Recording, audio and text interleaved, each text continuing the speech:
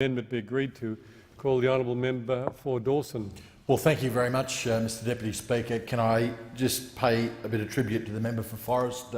She has been passionate about this issue of online safety, particularly for children. It's been a cause which she's been promoting to members and senators throughout this place, you know, it's obviously something that's paying dividends now in the community, and the government is also responding, I note now, to concerns that the member has been raising for quite some time in this place. So I do pay tribute. It's an important issue, one that's probably not so headline-grabbing unless something terrible happens, but one that we all need to be mindful of in this digital era. I'm going to say today I rise to speak on the appropriation bills that are before us, and the appropriation bills in layman's terms are the sort of updates to the nation's finances, the budget, chops and changes that we've had to that budget. And so, Mr Deputy Speaker, what I intend to do is give a bit of an appraisal from my point of view as the member for Dawson of how we're travelling as a nation economically.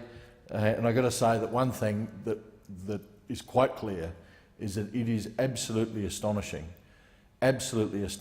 given we've been through this what should have been almost a golden era economically for Australia, where we have had the resources boom in full flight, great prices for our commodities, you know, mining companies booming throughout the Bowen Basin, throughout your electorate, Mr Deputy Speaker, over in WA. You know, it's been powering on, and really the government, the previous government I should say, talk of how they saved this nation from the GFC. Well, they didn't. The reality was there was only two sectors that were pulling the nation ahead, and it certainly wasn't the government. It was resources and it was agriculture, and that is what kept this nation afloat throughout the GFC. That, combined with the fact that there was actually money in the cupboard, you know, surplus that the previous government had left, money in the bank that could be spent in that time of need. But the reality was it was the resources sector and the agriculture sector that pulled us through the GFC. And I think of all of that economic activity, the greatest there probably has been in this nation, particularly in the resources sector. And what have we got now to show for it? We are careering headfirst into $667 billion worth of debt. That's a staggering figure. $667,000 million worth of debt that is saddled on the taxpayers of this nation and saddled on the government. A debt that's accruing, going to accrue interest, a debt that we're going to reach unless we turn around the good ship of Australia and set it on a right course. And that is indeed what this government was elected to do.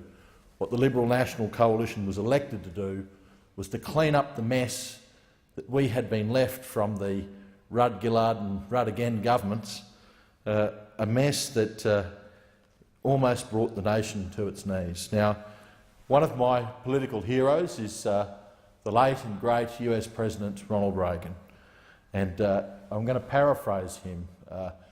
He could have been speaking specifically about Labor governments, but he didn't. He just said governments, but I'm going to say Labor just to help the quote. Now, Labor's view of the economy could be summed up in a few short phrases. If it moves, tax it. If it keeps moving, regulate it. And if it stops moving, then subsidise it. And what an apt description for the last 6 years of government that we saw in this country. I mean, if it moved, it was taxed. The mining industry, powering ahead, creating jobs right throughout central and north Queensland, creating jobs in regional Queensland, in your electorate as well, Mr Deputy Speaker, creating jobs in WA. Well, I've got to say that they were an industry that was moving, and the government saw it. The government saw it and said, well, here's where we can get some money from. Brought in a mining tax. Brought in a mining tax that, you know, collected nothing from the big players, I've got to say, or just about next to nothing, but certainly hampered investment from new miners, which is why we've seen this dry up of investment in the resources sector. Then they brought in a carbon tax, which again hit so many mines out there as well. the mines that have the fugitive gas emissions, these were all hit under the carbon tax. Millions and millions of dollars. In fact, one mine alone in central Queensland reported a $12 million hit from the carbon tax. And at a time where then suddenly prices contracted, this was devastating, where the international price of coal fell. That was devastating for those mines. And we have seen layoffs. We have seen not just direct workers at the mines being laid off, we've seen the mining service companies that sprung up in what should have been this golden era contract very heavily. I've seen estimates that have been put out by organisations such as the Queensland Resources Council, which say that job losses throughout the Bowen Basin are probably upwards of 11,000. In fact, I saw one estimate recently of over 15,000. I've got to say, that's the direct jobs. The flow-on through mining service companies has been even greater and has been felt in towns such as Mackay and right throughout the Dawson electorate. And so there was quite clearly an example of, if it moves, tax it. They did, and they just about killed it. Well, I've got to say that this government is going to restore confidence in the mining sector. We're going to do it, but we can only do that if the opposition accepts the fact that this government has a mandate. Now, we have a mandate to get rid of the mining tax. We have a mandate to get rid of the carbon tax. And we have a mandate to implement the minerals exploration tax credit. These are, and also a mandate to re-establish the Australian Building and Construction Commission. These are four key policies which, if we are able to get on with the job and do what we said we were going to do in the election, if Labor got out of the way and just let us do it by instructing their senators to pass these legislations, to accept the will of the Australian people, then we would be able to get mining back on the road again. Well, Ronald Reagan also said if it kept moving, you've got to regulate it. And certainly we saw that under the last government.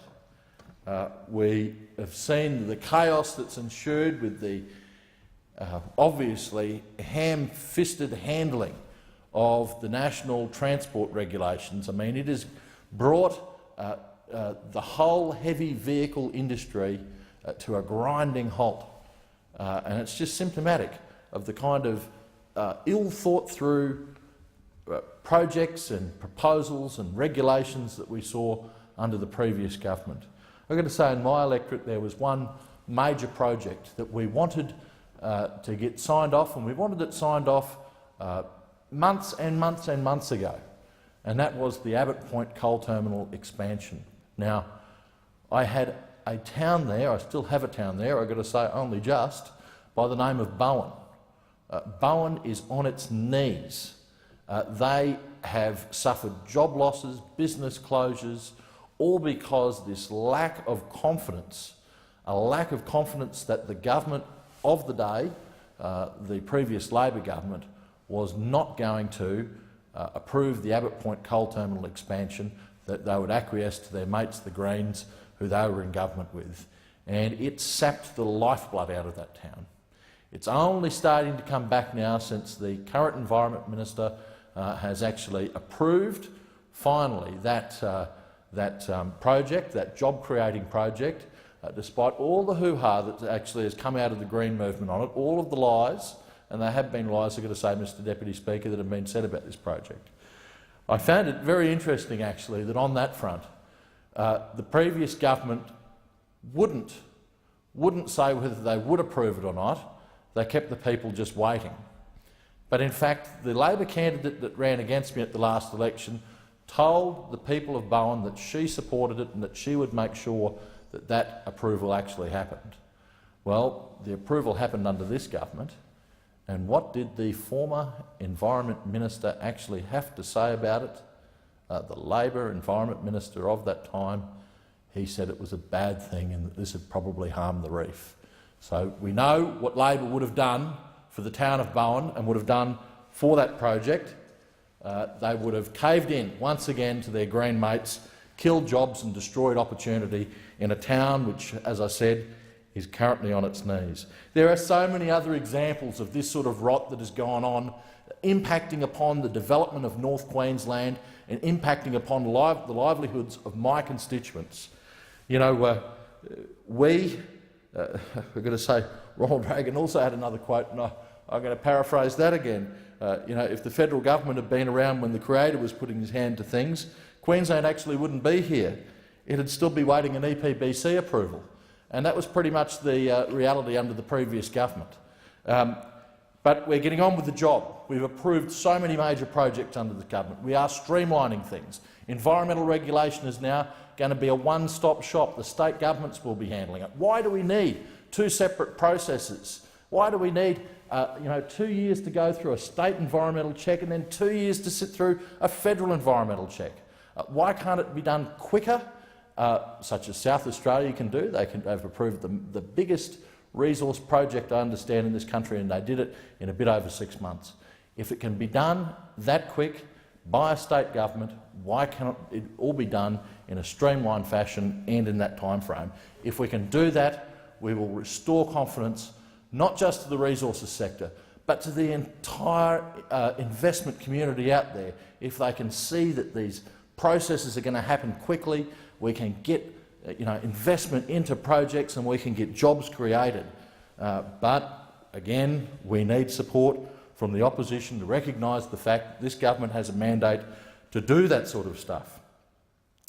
You know, the final thing that Reagan said was that if it stopped moving, then you subsidise it. And I've got to say, we've unfortunately seen the result of a lot of this Labor government, the previous Labor government's policies, come to a head.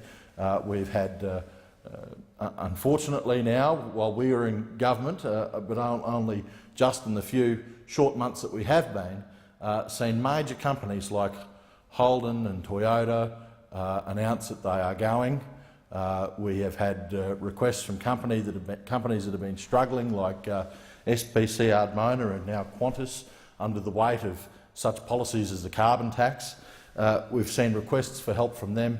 And what have we heard instead of something well thought through from the other side? You know, this government is obviously considering every single cry for help and trying to do what it can within its means. But what do we hear from the other side? They just yell out, throw money at it, save it, subsidise it. Well, how big of a cheque are they willing to write? How much taxpayers' money are they willing to throw at corporate welfare? And that is the problem with the Labor Party. They do not recognise that this nation is careering to $667 billion worth of debt. They just think that there's an endless bucket of money. It's magic pudding economics, and we can just write another cheque and hand it to another company to keep them going. Well, that is not how things are going to work under this government. There will be new jobs created. There will be government investment in the regions. There will be government investment in the regions, particularly in my region, through the $6.7 billion that we are putting in to the Bruce Highway to get that up to speed, and projects such as the Mackay Ring Road that are going to go ahead.